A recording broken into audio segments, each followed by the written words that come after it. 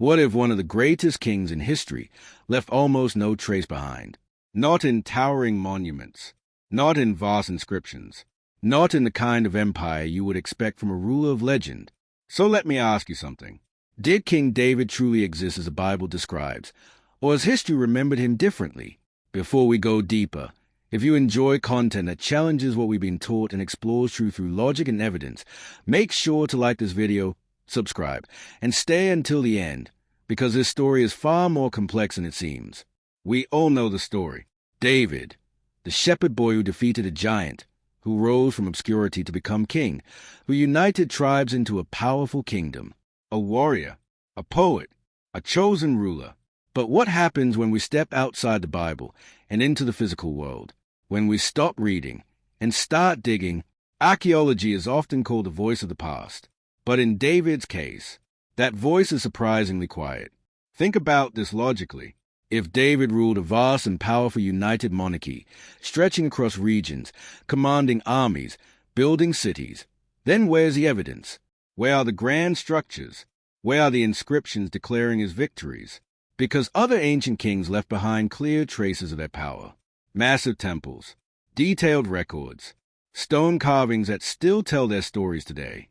So ask yourself, why doesn't David leave behind the same footprint? For a long time, critics argue that David might not have existed at all, that he was a symbolic figure, a legend, a constructed ancestor for a nation seeking identity.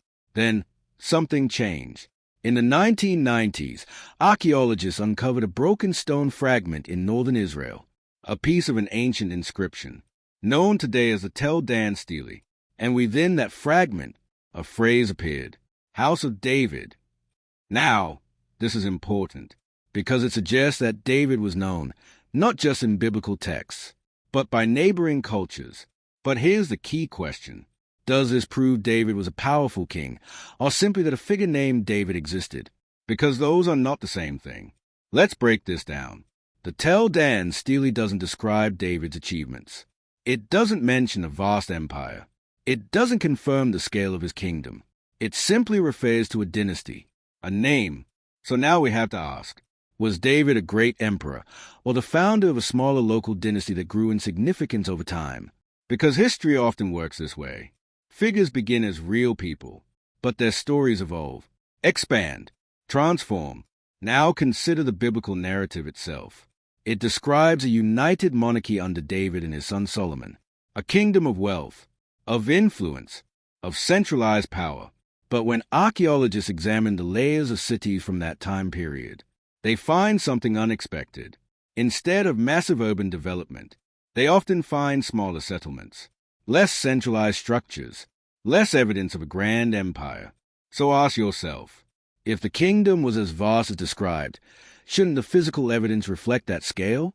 Some scholars argue that the biblical account may have been written or edited later, during a time when the nation needed a strong origin story, a golden age, a powerful past, because a great king does more than rule. He defines identity. He legitimizes power. He creates a foundation for future generations. So here's a question. Was the story of David shaped to serve a purpose beyond history? Now, let's look at another layer.